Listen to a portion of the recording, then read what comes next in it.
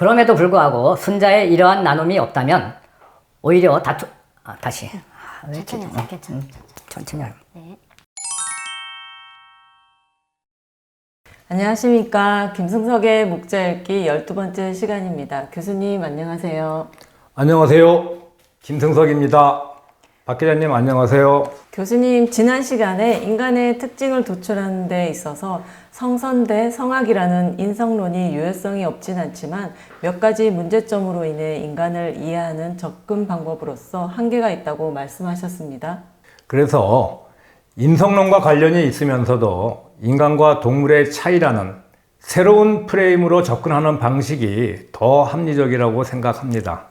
인간을 다른 존재와 구별함으로써 항상적으로 그리고 배타적으로 나타나는 특징과 성향을 인간의 실체라고 볼 수 있겠지요. 여기에서 다른 존재란 일반적으로 동물과 신을 말합니다. 이성적 인간을 말할 때 동물과 구별하고 나약하거나 선악의 기로에 서 있는 인간을 말할 땐 신과 구별한다는 그런 말씀이죠. 그렇습니다. 서양의 사고에서 인간은 동물과 신의 중간적 존재로 인식해 왔습니다. 인간은 생물학적으로 동물이기 때문에 동물과 많은 공통점을 가지고 있음에도 불구하고 동물과 다른 수많은 특징을 가지고 있지요.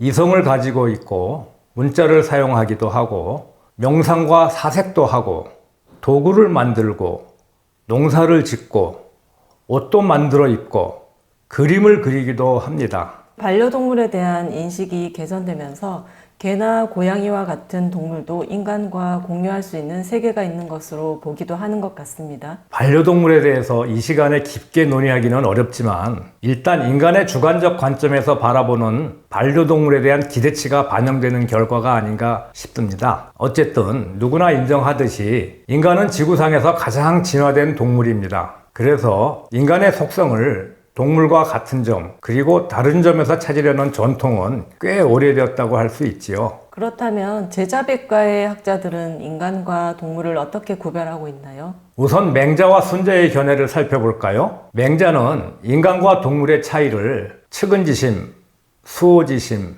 사양지심, 시비지심에 있다고 보았습니다. 이전 시간에 언급한 적이 있지요. 성선설과 성악설을 본격적으로 다루기 시작했을 때 맹자의 성선설을 말씀하시면서 인용하셨습니다. 잘 기억하시네요. 동물에게는 없고 인간에게만 존재하는 이 네 개의 마음을 사단이라고 합니다. 사단이 없으면 인간이 아니고 금수라는 뜻이겠지요. 그런데 여기에서 단은 실마리 또는 단서라는 의미입니다. 완성된 형태가 아니라는 거지요. 결국 맹자는 도덕적 가능성의 존재 여부를 기준으로 인간과 동물을 구별한 셈입니다. 따라서 인간이 인간답기 위해서는 이 추상적 수준의 도덕적 가능성을 발전시켜 현실적 가능성으로 만들어야 한다고 주장합니다. 즉, 도덕의 가능성이 인간에게 내재되어 있기 때문에 교육을 통해 인격을 수양하면 누구나 군자가 될 수 있고 이런 군자가 나라를 다스리면 사회적 혼란을 제거할 수 있다고 굳게 믿었지요. 맹자에게 있어서 인간과 동물의 차이는 인성론과 아주 밀접하게 결합되어 있습니다. 성선설을 주장한 맹자의 인성론이 인간과 동물의 차이에 근거하고 있다면 성악설을 주장한 순자는 동물과 인간을 어떻게 구별했나요? 순자는 맹자보다 훨씬 더 논리적으로 말합니다. 물과 불은 기운이 있으나 생명이 없고 풀과 나무는 생명이 있으나 지각이 없고 날짐승과 들짐승은 지각이 있으나 의로움이 없다. 사람은 기운도 있고 생명도 있고 지각도 있고 의로움도 있으니 천하의 가장 존귀한 존재이다. 힘은 소보다 못하고 달리기는 말보다 못한데 소와 말은 어찌 사람에게 불임을 당하는가? 사람들은 모여 살고 소와 말은 모여 살지 못하기 때문이다. 사람들은 어떻게 모여 사는가? 나눔이 있기 때문이다. 나눔은 어떻게 실현되는가? 의로움이다. 의로움으로 사랑을 나누면 화합하고 화합하면 하나로 뭉치고 하나로 뭉치면 힘이 모이고 힘이 모이면 강해지고 강해지면 만물을 이길 수 있다. 이것은 순자에 나오는 말인데요. 무생물에서부터 시작해서 식물, 동물, 그리고 인간의 순서로 그 차별성을 체계적으로 이야기하고 있습니다. 설득력이 있습니다. 하나의 개체로는 큰 동물보다 인간이 약한 존재이지만 어울려 살면서 지혜를 나누면 그 어떤 존재보다 강할 수 있다는 말이네요. 이런 논리 정연함이 바로 순자의 매력이지요. 순자에 의하면 사람이 만물의 영장인 까닭은 서로 협동하며 사회생활을 영위하기 때문입니다. 인간은 사회적 동물이다 라고 말했던 아리스토텔레스와 맥을 같이 하고 있지요. 그래서 순자를 동양의 아리스토텔레스라고 말하기도 합니다. 인간이 모여 사는 사회생활을 유지하는 원동력을 나눔과 의로움이라고 하네요. 여기에서 나눔은 말 그대로 분류를 의미합니다. 우리나라에서 번역된 순자에서 분을 분별로 해석합니다만 이는 오해의 소지가 있습니다. 이 분별을 나누어 구별하다는 의미로 사용했다면 타당하지만 세상 물정에 대한 올바른 판단이라는 인식론적 의미로 사용했다면 이것은 명백한 오역이기 때문입니다. 나눈다는 것에 다르다는 차이의 의미를 둘 뿐 옳다 그르다는 가치 판단을 하는 것이 아니라는 말씀인가요? 네. 인간이 모여 사는 사회에서는 어떤 형태로든 사람들을 제도적으로 나누는데 이렇게 나누는 행위를 분이라고 하지요. 남자와 여자, 나이의 많고 적음과 같이 자연적 차이로 나누기도 하고 부유하고 가난함, 귀하고 천함과 같이 사회적 차이로 나누기도 합니다. 그런데 순자는 이러한 자연적 사회적 차이를 차별로 정당화하지요. 다시 순자의 목소리를 들어볼까요?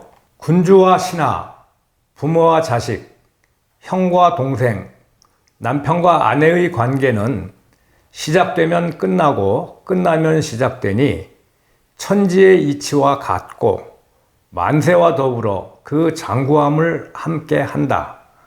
이를 위대한 근본이라고 말한다. 역시 순자에 나오는 말입니다. 뜬금없이 영화 두사부일체가 떠오르는데요.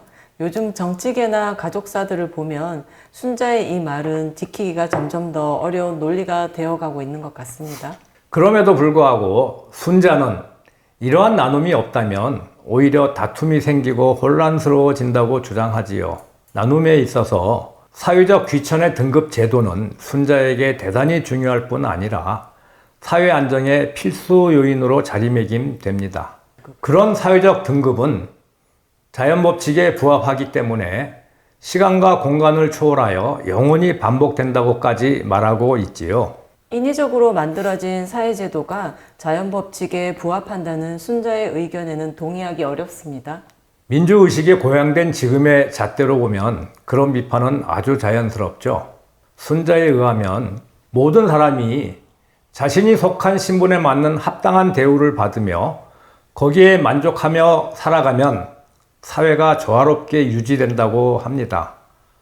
순자가 바라는 세상은 이와 같이 신분에 의해 사람들이 구분되고 모든 개인은 얘가 정하는 신분에 합당한 대우를 받으며 살아가는 그런 세상입니다.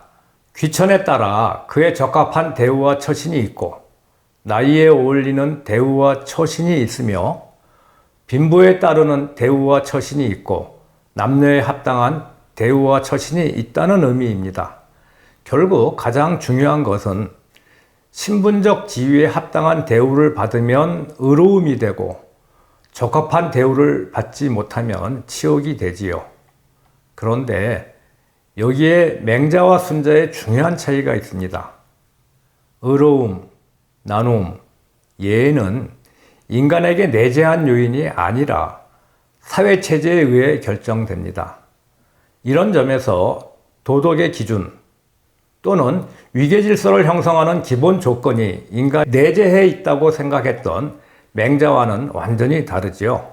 합당한 대우의 기준이 애매한 것 같습니다. 누구나 더 나은 대우를 바라잖아요. 합당한 대우의 기준은 바로 예입니다. 당시에 예는 의식주를 포함한 일상생활에서부터 관원상제에 이르기까지 신분에 따라 인간의 모든 행위를 규정했습니다.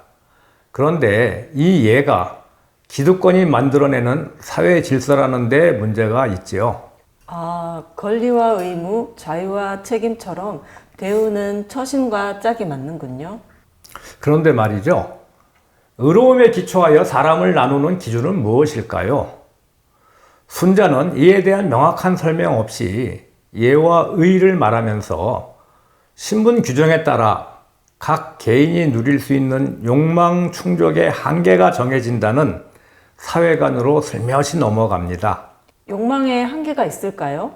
순자는 욕망에 한계가 없다고 인정했습니다.